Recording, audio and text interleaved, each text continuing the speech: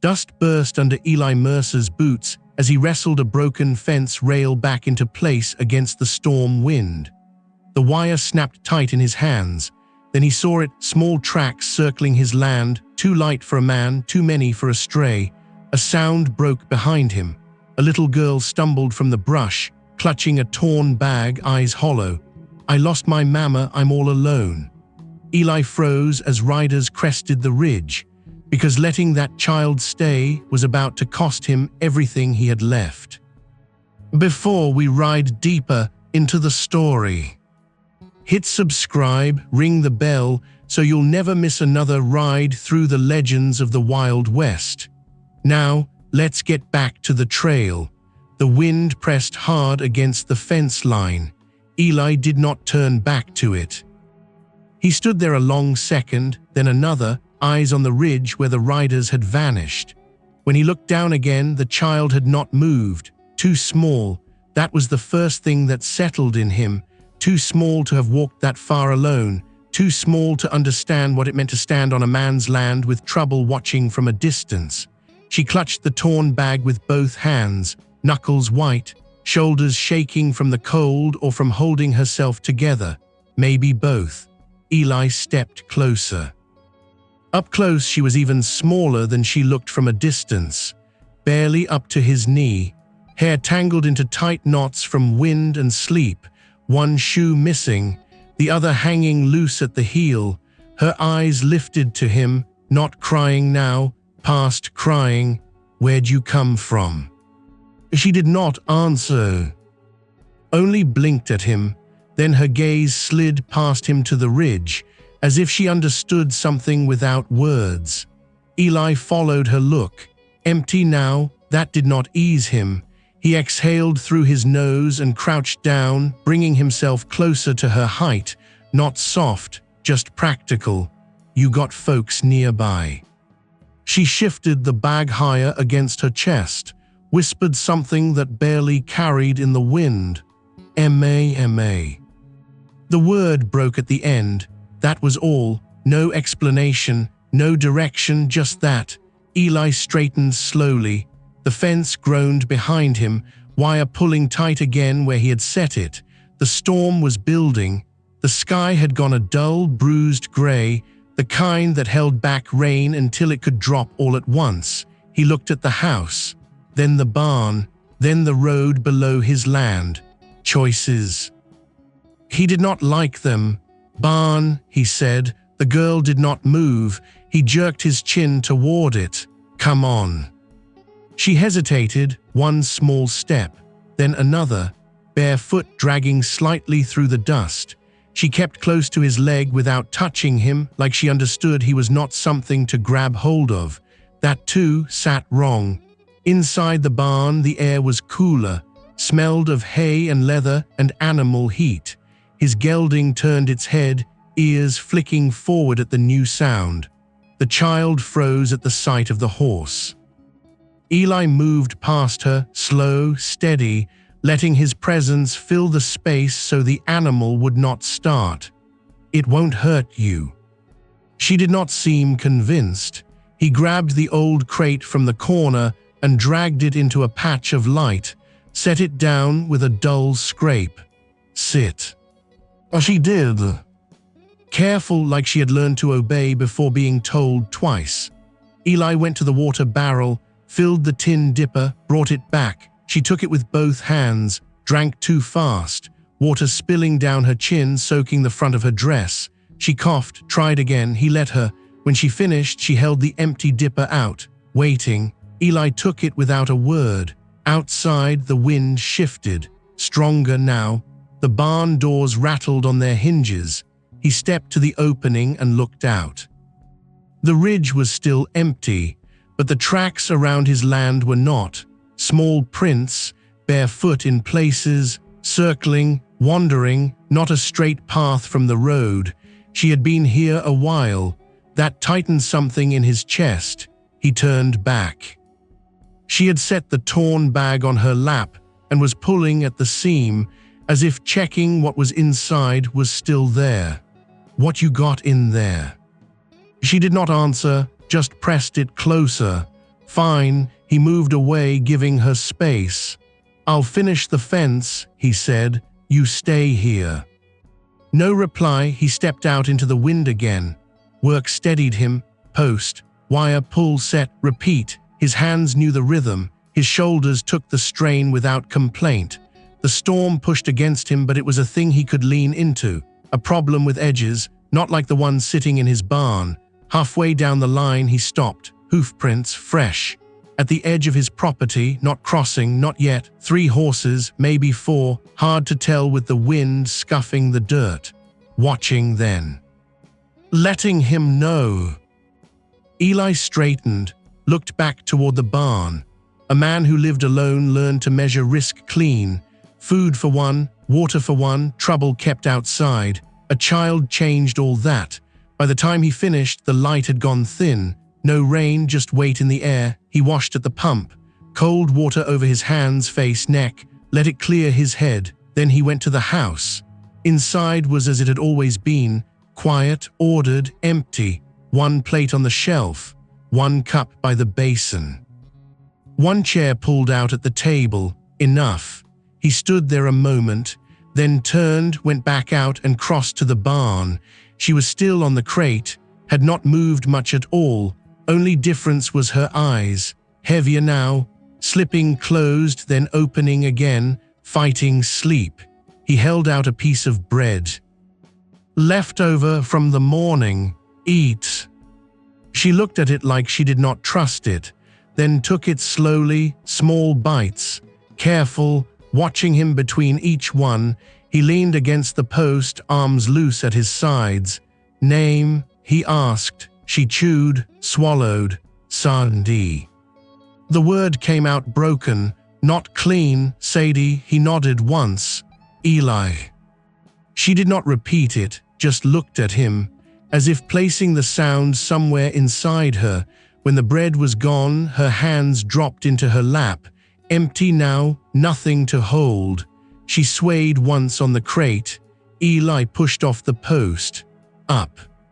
She blinked at him. He crouched, lifted her without asking. Light, too light. She stiffened for a second, then went still in his arms. No struggle, that was worse. He carried her to the house, set her down just inside the door. Stay. She stood there, unsure what that meant, but she did not move. He shut the door against the wind, dropped the latch. The sound echoed in the small room. He pulled an old blanket from the chest and wrapped it around her shoulders. It swallowed her whole.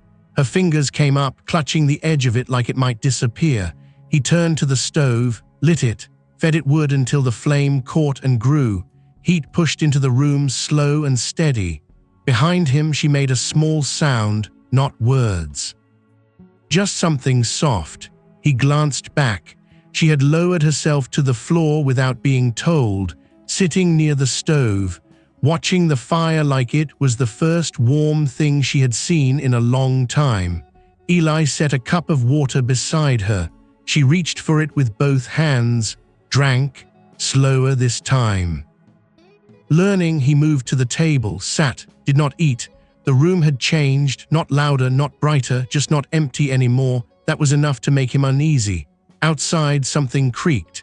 Eli's head lifted. He stood, crossed to the window and looked out through the thin glass, nothing in the yard. But down the road at the bend where his land dropped toward town, a shape moved. Horse, then another. They did not come up the path, they stayed there just far enough. Watching. Eli let the curtain fall. When he turned back, Sadie was looking at him, not afraid, waiting. That was worse than fear. He exhaled. You stay here tonight, he said. No promise in it, no softness. Tomorrow we figure it out. She did not answer, only pulled the blanket tighter and leaned a little closer to the stove. The fire popped, a small shift. Eli moved to the door, checked the latch again, then pulled his shotgun from its place by the wall and set it within reach. When he turned, she had curled onto her side, already slipping under too fast. Exhaustion taking her without asking. He stood there looking down at her. Something in his chest pulled tight. He turned away, went to the back door, opened it. Cold air rushed in. The grave sat beyond the woodpile under the bent cottonwood. A dark shape against darker ground. He had not looked at it in weeks, did not need to, it was always there. He stepped out anyway, lantern in hand. The flame flickered as the wind pushed at it.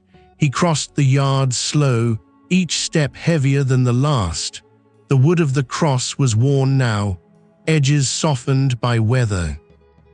He stopped in front of it, did not kneel, did not speak, just stood. Memory did the rest.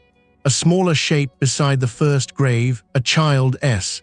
His hand tightened around the lantern handle. The storm that winter had come fast. He had chosen wrong, left the house when he should have stayed, came back to silence, too late, always too late.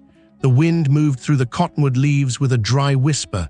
Eli closed his eyes once, opened them again, footsteps behind him, light, uneven. He turned. Sadie stood a few paces away, blanket dragging in the dirt behind her. She should not have been out here. He frowned. You stay inside. She did not move. Her eyes went from him to the grave and back. She did not ask, just looked. Seeing, Eli's jaw tightened. My family, he said. The words came out flat. She shifted closer. One small step.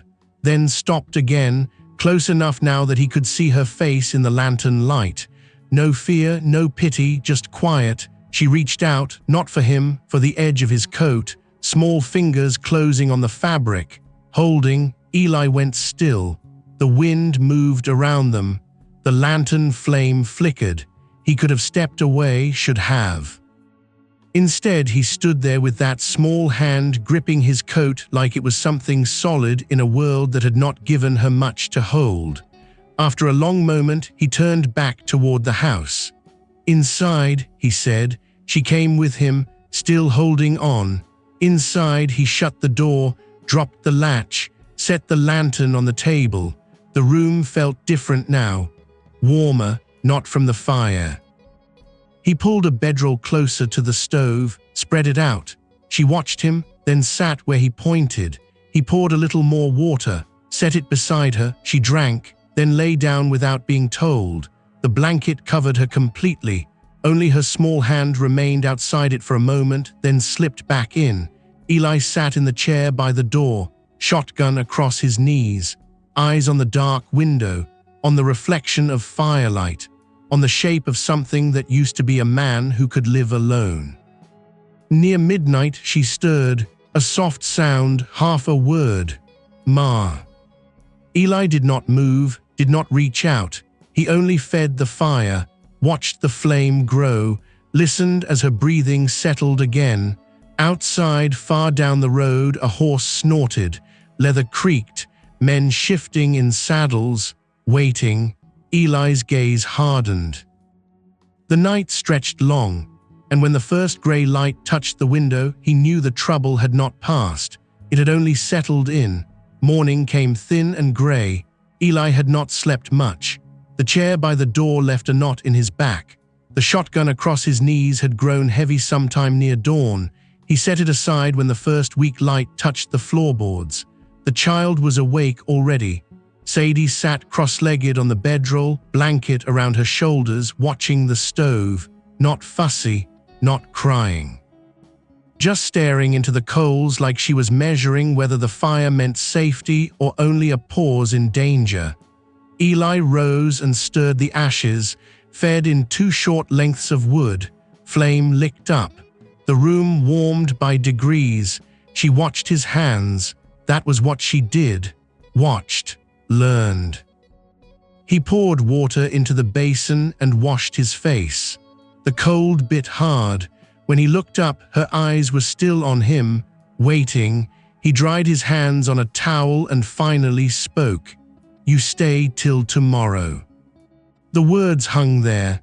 He turned to the shelf and took down oats, the last of the molasses, a dented tin cup. Practical things. Easier than looking at what he had just said. One day, he added, storm s not done, road ain't fit for a child. Sadie did not answer. She only pulled the blanket tighter and gave one small nod, as if promises were things too brittle to trust with joy. Eli set the pot on the stove, stirred slow. The smell of oats filled the room, plain, warm, human. He found himself glancing toward the window. Nothing moved outside. That worried him more than seeing riders would have. He carried the bowl to the table and blew across the top. Too hot. He waited, then set it down in front of her with the spoon. Slow. She took the spoon awkwardly, too big for her hand, spilled half the first bite down the front of the blanket. She froze and looked at him. Eli took a rag from the peg and wiped the blanket without a word, then moved the bowl closer and let her try again. By the third bite she had the rhythm of it. Work, trial, adjustment. That was how anything got done. When she finished, she pushed the empty bowl away and looked around the room as if seeing it for the first time in daylight. The single window. The narrow bed in the side room. The chair by the door. The boots lined straight beneath the wall pegs. A place worn down to one man's shape. Her eyes stopped at the small wooden horse on the shelf above the stove. Eli saw the moment she noticed it. The toy had sat there untouched so long it had become part of the wall in his mind. A scrap of old carving, nothing more. Sadie stood on the chair and reached for it. Don't. The word came out sharper than he meant. She flinched at once, not crying, just stilling, head lowered. Eli crossed the room, lifted her down, and set her on the floor. The wooden horse remained on the shelf between them like a thing neither one knew how to name. He looked away first. You can sit by the table, that's all. She obeyed. The silence after that had edges. He pulled on his coat and went outside to the pump, breathing air that smelled of damp dust and old cedar. The yard looked empty again, fence standing, barn quiet, nothing out of place. Then he saw the hoof prints, fresh, near the lower gate. 3 horses had come close in the night, close enough to see the house plain, close enough to know the child remained. He crouched and touched the print with 2 fingers. The dirt was still loose. A message. He straightened slow and looked toward the road below his land. No riders now, no movement. Only the wide wash of grey morning and his own breath ghosting in the cold. Inside, Sadie had found the rag he used on the floorboards. She was on her knees by the stove, dragging it in small circles over a patch of old ash, not making much difference. But trying. Eli stopped in the doorway. She looked up, waiting for him to tell her no. Instead, he hung his hat on the peg and said, "That rag's for dirt, not cinders." She blinked. He took the rag, shook it out, then handed her a dry one from the basin shelf, pointed to the scuffed board near the table leg. There. Sadie crawled over and rubbed at the spot with solemn effort, tiny shoulders working, blanket slipping off one side. She pushed it back up with impatience and kept going. A man living alone forgot how much sound a second person made even in silence. Cloth dragging over wood, small breaths, the faint tap of a cup being nudged crooked and set straight again. By noon the room had changed. Not cleaner exactly, but attended to. Eli went to the smokehouse and cut a strip of salt pork, brought in potatoes from the sack by the porch.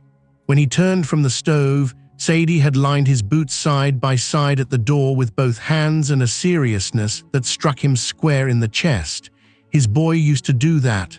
Not well, not evenly, just with the same grave purpose, as though boots set straight could hold the world together. Eli set the knife down too hard. The sound made Sadie look up. He turned his back to her until the sharpness passed. After they ate, he carried the plates to the basin. When he looked back, the torn bag she had come with sat open on the floor. A corner of cloth showed through the split seam, faded blue, small as a handkerchief. Sadie crouched over it, murmuring something too low to catch. Eli dried his hands and came closer. "What's that?" She looked up, startled, then reached into the bag and pulled out a woman's scarf. Thin cotton, worn soft at the edges, one corner darkened with old blood or medicine, hard to tell. She pressed it to her cheek. "Mama." Only that one word. Eli took a breath through his nose and let it out slow. The scarf smelled faintly of lavender beneath road dust and sickness. Somebody had cared enough once to make even poverty hold a little grace. He knelt and checked the bag himself. A crust of bread gone hard, a cracked comb, no note, no name stitched anywhere, no easy answer. Tucked down at the bottom, though, was a small tin button marked with the letter P. He turned it in his palm. Not much. Could have come from a coat. "A feed sack, anything." Still the letter pulled at him. Pritchard. He slipped the button into his pocket before Sadie could reach for it. Then came the sound, not hoofbeats, wheels. Eli rose in one motion and crossed to the window. A wagon rolled along the road below the pasture, not turning in, just passing slow enough for the driver to study the house. Hired hand by the look of him. Broad hat, narrow shoulders, nobody important. But he tipped 2 fingers to his brim when he saw Eli at the glass. Too familiar for chance. Eli held his stare until the wagon moved on. When he turned back, Sadie had gone still again. The scarf clutched in both fists now, her eyes large and alert. He came to the table and spoke plain. "You don't go outside without me." She nodded. "You don't open the door." Another nod. She was too young to grasp all of it, but she understood tone, boundaries, danger in a man's face. By late afternoon, the sky cleared a little, not enough for comfort, just enough to throw pale light across the yard and make every shadow longer. Eli had chores to do. He took Sadie to the barn wrapped in the blanket and set her on an overturned bucket where she could see him. The gelding snorted, then lowered its head to sniff her hair. She stayed still as stone. Then reached out one cautious hand and touched the horse's nose. The animal blew warm air across her wrist. A tiny smile passed over her face, quick as sun through clouds. Eli looked away. He forked hay, checked the tack, set a loose hinge right on the stall door. Each time he crossed the aisle, Sadie's gaze followed him, not clingy. Just measuring, as if making sure he remained where she last saw him. The barn held that soft evening smell of hay dust, leather oil and animal heat. Safer than the house in some ways. Easier. Men did not bleed memories into a barn as badly as they did into a room with a bed and a shelf and a child's old toy. When he was done, he found Sadie asleep on the bucket, cheek against the blanket, one hand still lifted near the horse's stall, as though she had drifted off in the middle of trust. He stood there longer than he should have, then lifted her carefully and carried her back to the house. She did not wake. The weight of her settled against his shoulder, small, warm, alive. At supper she managed a few bites, then began to list sideways. Eli caught the spoon before it fell and set the bowl away. He spread the bedroll closer to the stove than the night before. She went down at once. Near dark, a knock came at the door, not loud, one hard rap, then another. Eli took the shotgun before he lifted the latch. When he opened the door, no one stood on the porch, only a strip of cloth nailed to the post. White. The kind folks tied to a grave marker or a gate for mourning. He looked to the yard, empty, to the road, empty, to the ridge. Nothing there but dusk settling over the land. A warning then, or a reminder. He pulled the cloth free and shut the door. Sadie stirred at the sound but did not wake. Eli set the white strip on the table beside the tin button from her bag. 2 small things, maybe nothing. Maybe the shape of trouble beginning to show itself. The stove ticked softly as it cooled and warmed and cooled again. Firelight moved over the walls. over the little wooden horse on the shelf, over the child sleeping near his boots. He sat by the door with the shotgun across his knees and listened to the quiet of a house that was no longer empty. Tomorrow, he had told himself, one more day, then he would find some place for her, some arrangement, some line he could still hold, but the room said otherwise. The wiped floorboards, the cup set straighter than he ever left it, the boots lined neat at the door, the scarf folded carefully beneath her small hand as she slept, changes so small they should have meant nothing, yet they did. Outside, the wind rose again, carrying with it a far-off sound of horses shifting somewhere beyond sight. Eli did not move. His eyes stayed on the door, and for the first time in years, the thought that came to him was not how to keep his life untouched. It was how much a child this small would lose if the men outside ever crossed his fence. Morning broke clear and cold. The white strip still lay on the table where Eli had left it. Beside it sat the tin button from Sadie's bag. Two small things. Too slight to matter on their own. Together they felt like a hand resting on the latch. Sadie woke before sunrise. She sat up on the bedroll with her blanket around her shoulders and looked toward the table, toward the strip of cloth. Her face changed the moment she saw it, not surprise. Recognition, Eli noticed. He poured water into the kettle and set it on the stove. "You've seen that before." She slid off the bedroll and padded over on bare feet, one hand still dragging the blanket behind her. She pointed to the white cloth, then to the window, then pressed herself back against the table leg. Hiding, Eli watched her a long second. "Somebody showed you that." Sadie gave one small nod. He looked at the cloth again, morning color, but not mercy, a threat dressed up to look civilized. The kettle began to whisper. Eli spooned oats into a pot, added water, and stirred. His eyes kept returning to the window, the yard beyond it, the fence line, the road. Nothing moved, but the morning felt watched. Sadie crept closer once the fire began to warm the room. She stood near his knee, looking up at the spoon in his hand, then at the bowl he set on the table. When he lifted her into the chair, she settled without fuss. Tired children usually reached, clung, asked. Sadie did none of that. She had learned early that quiet kept grown folks easier to live with. That thought left a bitter taste in him. She ate slowly, better than yesterday, less spilling, more certainty. Between bites, she kept glancing toward the door. Eli finished his coffee standing up. Then came the sound, not hoofbeats this time.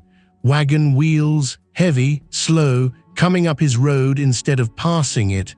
Sadie froze with the spoon halfway to her mouth. Eli set down the cup and reached for the shotgun. The wagon stopped outside the fence. No knock, no shout. Just the creak of leather and harness. Eli moved to the window. A buckboard stood by the gate. On the seat sat a man in a dark coat and city boots dusty from the road.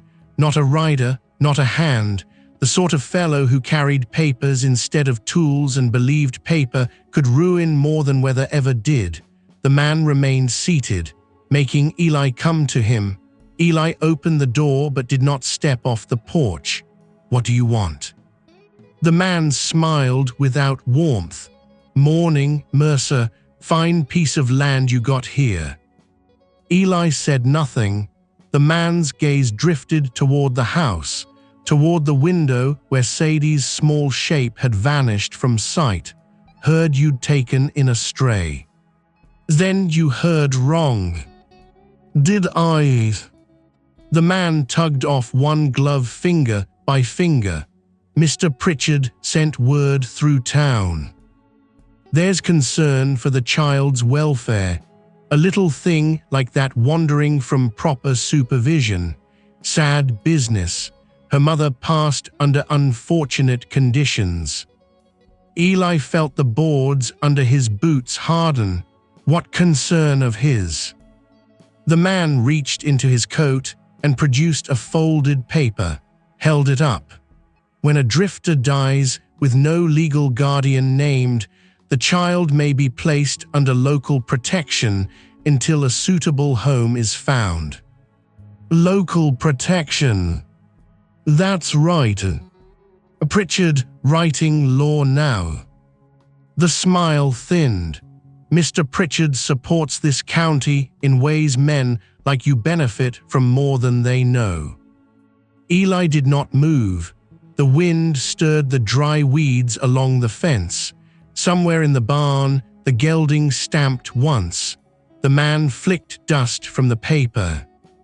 You've got until sundown tomorrow to present the girl in town. Peaceable. After that, folks may come collect her. He tucked the paper back inside his coat. Eli's voice came low. You tell Pritchard if he wants something off my land, he can try the gate himself. For the first time, the man's eyes went cold. You live alone, Mercer. Best remember what that means. He snapped the reins and turned the wagon without another word. Eli stood on the porch until the buckboard rolled out of sight, then longer. Inside, the room had gone quiet in that careful way fear makes quiet. Sadie was under the table, not crying, just crouched there, blanket gathered around her, watching the door. Eli leaned the shotgun by the wall and crouched down. He's gone. She did not come out. He reached beneath the table and took the white strip of cloth, showed it to her. Same kind. She nodded. Where? Her small finger lifted and pointed east, toward town. Then she pressed both palms over her ears and squeezed her eyes shut. Eli did not touch her. He only sat there on one knee, staring at the floorboards while the meaning settled in. Somebody had shown her that cloth before. Somebody had used it to hush her, heard her, scare her without ever raising a hand in daylight. He rose at last. The room felt close, stale. He needed air, needed to see with his own eyes what was pressing in. By noon, he had saddled the gelding. Sadie sat on the porch, wrapped in the blanket, while he checked the cinch and retied the bedroll behind the saddle. He had no mind to leave her, but less mind to take her into town where Pritchard's reach was longest. So he rode only as far as the lower road, far enough to ask questions without asking them plain. The first answer came in silence. At the churchyard gate, he saw fresh dirt beyond the far fence. Not one grave, 3 poor burials, no markers yet, just mounds. He sat his horse and looked a long time. When he turned back toward home, he took the long wash beside Miller's old field and found something else. A child's shoe half buried in the dust near a wagon rut. Small, leather split, mate to the one Sadie still wore. He picked it up. There was mud dried across the sole. Dark, reddish clay from the creek road east of town, not from his pasture, not from the churchyard. Meaning she had not simply wandered from town to his land in a straight line. She had been somewhere else first, somewhere out by the creek road. He rode that way. The road narrowed between cottonwoods and scrub, then opened beside an abandoned line shack long since used by no rancher worth the name. One shutter hung loose. The door leaned off true. Around the yard lay wagon ruts, old and new, and boot tracks muddled together. Eli dismounted. The place smelled of stale smoke, wet boards, and something sour underneath. Inside, the room was mostly empty. Broken chair, ashes in the hearth, a crate shoved against the wall. But on the floor near the back corner, he found a square of faded blue cloth torn on one edge. Same blue as the scarf in Sadie's bag. He picked it up. Not cloth from a dress. From a larger garment, apron maybe, shawl, something ripped in haste. Then he saw the nail, driven into the wall at a child's eye level, a strip of white cloth still tied there. Eli went very still, not mourning, a signal, a marker, a thing set where a small child would have to see it every time she looked up. He stepped back out into the light and listened. Wind in the brush. A crow somewhere down the creek, nothing else. But the place told its own story. Somebody had kept people here. Not long enough. He rode home hard. Sadie was where he had left her, asleep in a patch of sunlight by the porch post, blanket pulled to her chin. The sight of her there hit him harder than the line shack had. He dismounted quiet so the horse would not wake her. When he lifted her, she stirred and buried her face against his coat. No fear this time, not until she saw the shoe in his hand. Then she twisted, reaching for it with both arms. Eli gave it to her. She clutched it to her chest, then looked toward the east road again and made a small sound in her throat. Not a word, a warning remembered in the body before the tongue could form it. "Shack?" Eli asked. Her eyes widened. She nodded once. Inside, he set her on the chair and pulled the blue cloth from his pocket. She stared at it, then took it and pressed it to the scarf from her bag. The torn edges matched. His jaw tightened. So her mother had been there, in that line shack, held or hidden, maybe sick, maybe trying to escape, and the child had seen enough to carry the fear in her bones.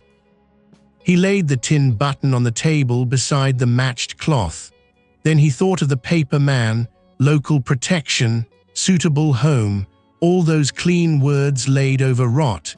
Sadie had gone to the window now, standing on tiptoe, one hand on the sill, looking not at the road, but at the lower pasture where the pump house sat crooked under its slanted roof. Eli watched her. She pointed. He came closer. What?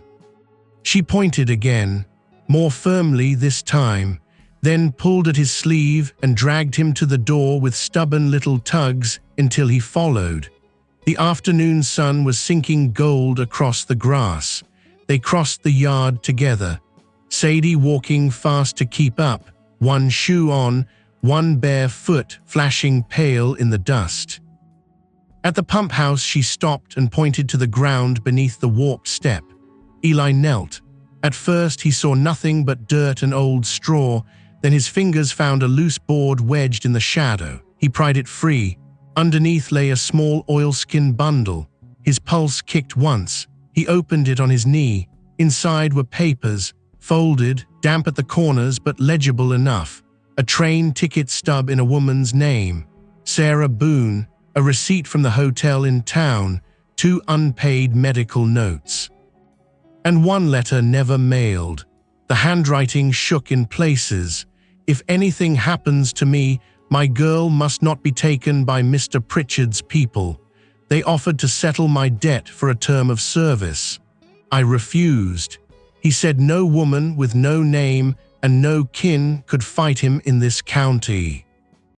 If I cannot keep her safe, let this stand witness that he meant to claim her through the debt and place her where I could not reach her. Eli read it twice. The wind moved over the pasture, low and dry.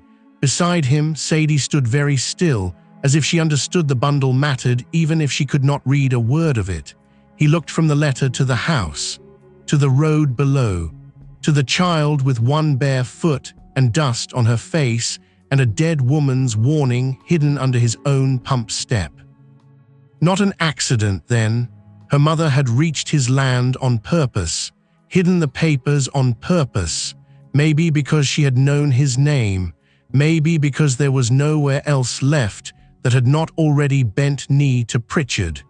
Eli folded the letter carefully and slid it back into the oilskin. When he rose, the sun had dropped low enough to turn the windows of his house to fire. Sadie reached for his hand. This time he let her take it, and as they walked back across the yard, Eli understood the thing had changed again. Pritchard was not merely circling. He was already inside the story, and now Eli held proof of why. That night the house did not settle. Boards creaked. Stove iron ticked. Wind slid along the walls and found every seam. Eli sat at the table with the oilskin bundle open before him, the letter spread flat beneath the lamp. The words had not changed since sundown, neither had the weight of them. Sadie slept on the bedroll near the stove with the blue cloth tucked under her cheek and the little wooden horse in her fist. He had not given her the toy. She had found it on the shelf when his back was turned and held it now like she had always known it belonged in a child's hand. Eli looked away from it and read the letter again. Debt, term of service, claim her through the debt, clean words for a filthy thing. He folded the paper, slid it back into the oilskin and tucked the bundle inside the flour bin beneath a sackcloth cover. Not safe, only safer than the table. Then he checked the door latch, checked the back door. Stepped onto the porch with the shotgun and listened to the dark. No horses, no wagon, just the long dry hush of the land and far off, a coyote calling into emptiness. When he came back in, Sadie was awake, not crying, just sitting up with her blanket around her shoulders, eyes on the window. He crossed the room and crouched by the bedroll. What is it? She raised one small hand and pointed toward the barn. He held still. At first he heard nothing, then a scrape, light, quick, wood against wood, not the gelding, not wind. Eli rose without a word and took the lantern from the peg. He opened the door with one hand, shotgun in the other, and stepped into the dark. Cold air bit his face. The yard lay silvered under a thin moon, barn doors shut, fence line quiet. Then came the scrape again, from the side of the barn this time. Eli moved low and steady, boots careful in the dirt. He rounded the corner fast. A shape broke from the shadows and ran, not toward him, toward the lower pasture. Eli fired once into the air. The report cracked over the land. The figure stumbled, recovered, and vanished through the scrub beyond the fence. Horse hooves answered a second later from somewhere lower on the road. Waiting mount, waiting men. Eli cursed under his breath and went straight to the barn. The side door stood open a hand's width. Inside, the smell hit him first. Lamp oil poured across the straw near the far wall. His lantern light found the dark, wet stain glistening over the hay bales and running beneath the tack shelf. His jaw hardened. Not theft. Not warning anymore. Fire. He moved at once, hauled out the soaked straw with both hands, kicked loose hay aside, grabbed the water bucket and sloshed the floor until the oil smell thinned under mud and wet chaff. The gelding tossed its head and snorted hard, whites of its eyes showing. "It's all right," Eli muttered, though it was not. By the time he was done, his shirt clung damp to his back and his hands were slick with mud, oil, and cold water. He stood in the middle of the barn, breathing hard. A little later than they meant. That was all that had saved the place. When he stepped back into the yard, Sadie stood in the open doorway of the house, barefoot, blanket dragging, eyes wide in the moonlight.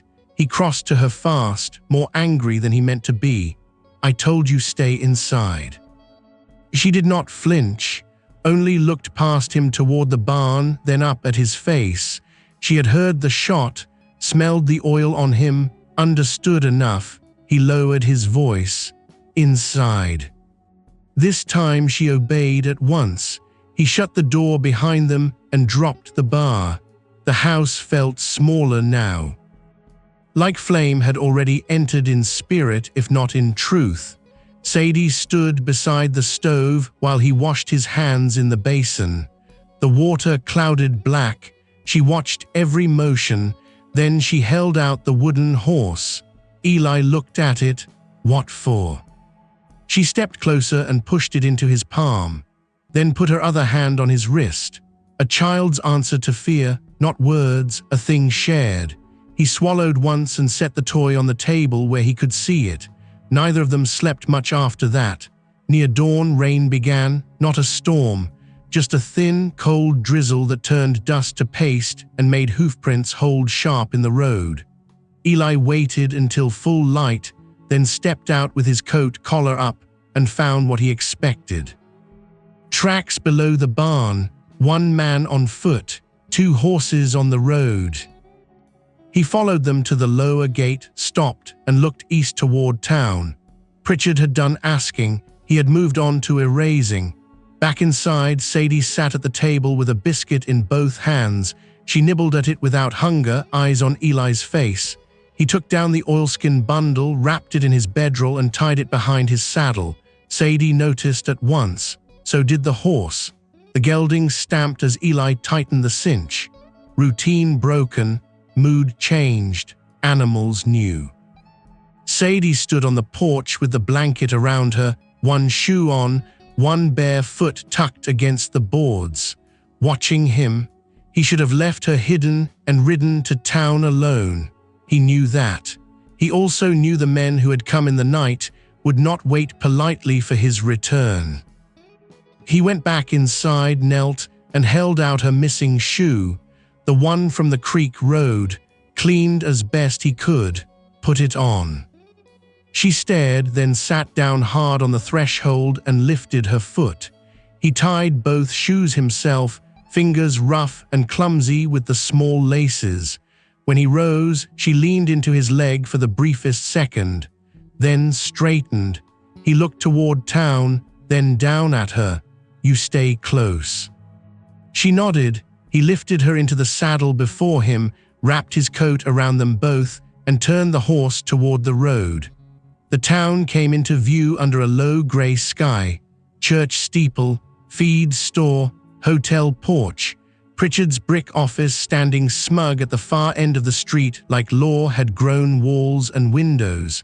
Folks noticed Eli at once, not because he came often. Because he did not. Heads turned, talk slowed, men on the boardwalk watched without seeming to. Women near the mercantile door went still when they saw the child in front of him. Eli dismounted in front of the sheriff's office. The sign over the door hung crooked, same as ever. Inside smelled of ink, wet wool, and old tobacco. Sheriff Boone looked up from his desk with the tired face of a man who had spent too many years pretending compromise was peace. His gaze went from Eli to Sadie to the bedroll tied behind the saddle outside. "What now, Mercer?" Eli shut the door behind him. "Arson attempted on my barn last night." Boone sighed through his nose. "You see who?" "I saw enough." "That ain't the same." Eli reached into his coat and laid the white strip of cloth on the desk. Then the tin button, then the blue scrap. Boone's eyes narrowed despite himself. "What's this?" "Start of a trail." Boone said nothing. Eli untied the oilskin bundle and placed the letter on top. Boone read the first lines and his jaw shifted. "That woman's dead," he said, so her words got less true. The sheriff leaned back, chair complaining beneath him. Rain tapped the window. Sadie stood with one hand gripping Eli's trouser leg, staring at the iron stove in the corner. Boone lowered the letter. "You got no witness to Pritchard making any such offer." "I got a child he's trying to collect with paper and threats." "You got a drifter's accusation and a dead woman's fear." Eli's hands flattened on the desk. "And what do you call a man sending riders to a widowed woman's trail? Marking a child with mourning cloth, oiling a barn in the night." Boone looked down again, not at the letter now, but at the space around it. "I call it something I'd have to prove." There it was, law with its spine bent. Eli gathered the papers, but Sadie did not move. She was looking at the wall behind Boone's desk, at a rack of confiscated items, ropes, a lantern, 3 knives, and hanging from one peg a short leather quirt braided with a strip of white cloth near the handle. Her breathing changed, small, fast. She lifted one shaking finger and pointed. Boone frowned. "What?" Sadie made a sound deep in her throat and pressed herself hard against Eli's leg, face turned away from the rack. Eli followed her stare to the quirt. white cloth tied at the grip. His eyes narrowed. "Where'd that come from?" Boone looked uneasy now. "Deputy brought it in off a drunk hand last week." "What hand?" "Didn't say." Eli stepped around the desk before Boone could stop him, took the quirt off the peg, and held it low where Sadie could see. Her whole body recoiled, not from the whip, from the white cloth. She buried her face in Eli's coat and clung tight. The room went still. Boone rose slowly. "Mercer." Eli turned with the quirt in one hand and the child clutching him with the other. "That enough witness for you?" The sheriff had no ready answer. From the street outside came the sound of a wagon stopping and men's boots striking mud-slick boards. Measured, confident, not the sound of men asking permission. Eli went to the window.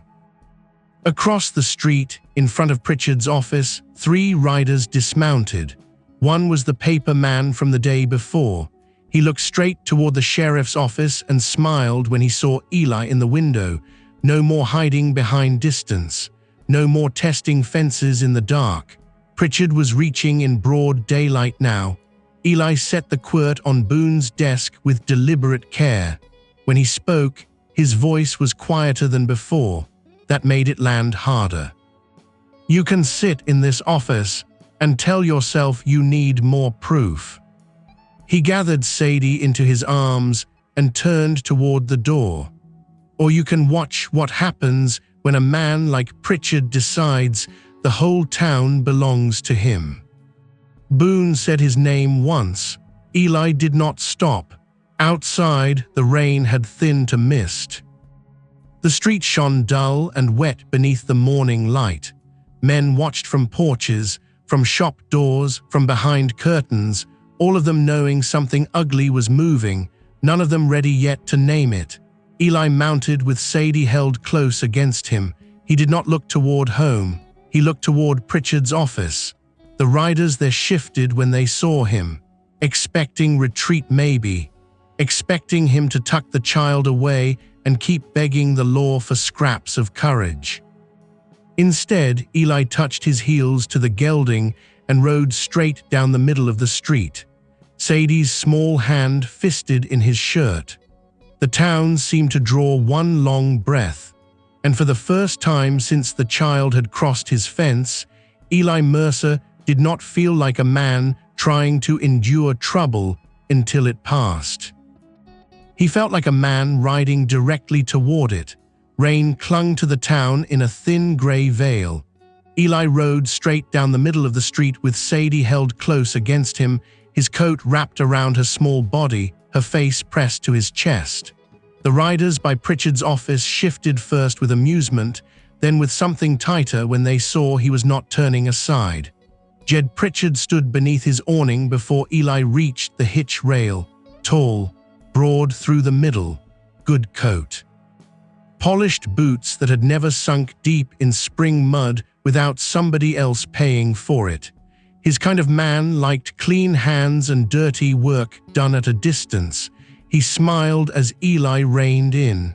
"Mercer," he said, "bringing the child where she belongs at last." Eli swung down from the saddle, set Sadie on his hip, never took his eyes off Pritchard. "She belongs where you can't touch her." The street went quieter. Pritchard's smile did not break, but it thinned at the edges. "Careful, a man can make himself look foolish when grief turns into temper." Eli stepped onto the boardwalk. "You sent men to mark her with grave cloth. You sent one to oil my barn." "Big accusation." "I brought proof to the sheriff." At that, a few heads turned toward Boone's office. The sheriff had come out after all. He stood in the doorway with his hat low and his face set hard, the letter in one hand, the white-marked quirt in the other. Pritchard saw him. For the first time, something cold flickered behind his eyes. Still, he tried to hold the ground. That child's mother owed debt, he said, loud enough for the street to hear. I offered lawful placement and protection. Mercer here wants to stir town feeling because he's lonely on that hill and found himself a cause.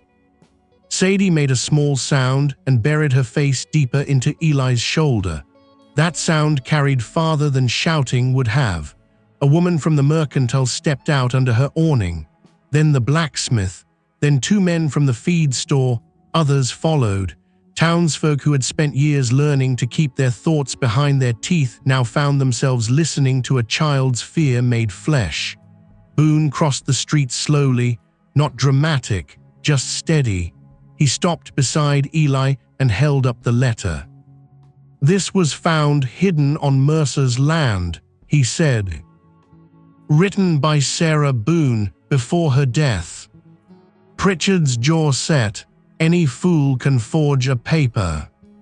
Boone lifted the second item, the quirt with the white strip braided into it, and the child identified this marker, same as the cloth left on Mercer's porch, same as the one found in the Creek Shack. A murmur moved through the crowd. Creek Shack. Men knew that place, knew it sat empty on paper and not always in truth. Pritchard's paper man stepped forward fast. This is slander. No witness ties Mr. Pritchard to any of it. Before Boone could answer, a voice came from the edge of the crowd. I can. Old Mrs. Talbot from the boarding house stood with her shawl pulled tight and rain on her spectacles. Not important, not powerful, which made it matter more. She lifted her chin toward Pritchard and said, That woman came through my kitchen 2 nights before she died, weak as water, child in her arms. She said your man offered to settle her bill if she signed the girl over to your household service. The street held still. Pritchard turned toward her. You should mind what stories you repeat. Mrs. Talbot did not lower her eyes. I should have spoken sooner. Another voice rose, then another. The stable hand admitted he'd seen Pritchard's riders take the East Road after dark. The hotel clerk said Sarah Boone had begged for another day and cried when told Pritchard had bought her note. The blacksmith said one of Pritchard's men brought in a spur bent from riding Creekside that same night the woman vanished from town. Small truths. Separate. Then suddenly not separate at all. Pritchard's face lost its shine. He looked not angry now but cornered, a dangerous kind of stillness. He pointed at Eli. This is about land, that's all it ever was. Mercer's holding papers he's too stupid to understand. The woman hid on his place because she knew I had lawful claim to collect. Boone unfolded the letter and read aloud the line about debt for a term of service, then the line about claiming the girl through that debt. No one spoke while he read. Rain tapped the awning roofs. A horse shook its mane at the hitch rail. Sadie's small breath warmed Eli's throat. When Boone finished, he looked straight at Pritchard. You want to tell this town why a dead woman feared your house more than hunger? Pritchard made a mistake then. Maybe it was rage, maybe habit, maybe the confidence of a man who had gone too many years unanswered. He stepped toward Eli and reached for the child. Give her here. Sadie cried out, not loud, not long, but pure fear. Eli moved before the sound ended, one hard step, one shoulder. He drove Pritchard back into the post outside his own office so hard the awning chain rang above them. The crowd gasped. Boone barked something sharp. The riders reached for their belts, then stopped when half the men on the street stepped forward at once. That was the turn, not Eli's shove.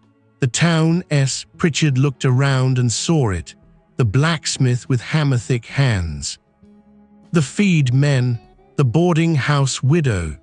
Boone standing now with his hand resting on his holster and no more softness in him. every face suddenly too public to bully one by one. His power had always depended on folks staying separate. Now they were not. Boone took Pritchard by the arm. "You're done for today." Pritchard jerked once. "On what charge?" "Conspiracy, coercion, attempted arson if Mercer swears it.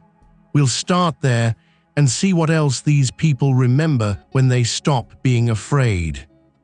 For the first time, Pritchard had no answer ready. Boone handed the letter to the clerk from the bank and told him to witness it, then to the preacher, then back again, making it public, making it harder to bury. The paper man slipped away. The writers did not because they were loyal, because they knew leaving first would look like guilt. Eli said nothing while Boone marched Pritchard across the street. He only stood there holding Sadie while the whole town watched a rich man lose the shape of untouchable. By sunset the rain had passed. Light broke low and gold over the hills as Eli rode home with Sadie asleep against his chest. No one followed.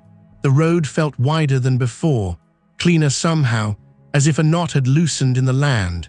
At the ranch, the barn still smelled faintly of lamp oil beneath wet straw, but the danger had changed shape. No longer hidden, no longer unnamed. Eli carried Sadie inside and laid her on the bedroll by the stove. She woke just enough to reach for him, not in panic, in trust. His hand closed around hers for a moment before he drew the blanket up to her chin. The house held evening differently now, firelight on the table, warm bread sent from the oven. The wooden horse beside her pillow, her mother's blue cloth folded neat beneath the window. Eli stepped out back once more before dark. The grave beneath the cottonwood no longer looked like the end of everything, just part of what had made him. He stood there with his hat in his hands and the last light on his face. Then he turned back toward the house. Inside, Sadie had woken and was sitting up with sleep-flattened hair and one hand rubbing her eyes. She saw him in the doorway and smiled. Small. Certain, home already beginning in her without needing the word. Eli took the second plate from the shelf before he caught himself. This time he did not put it back.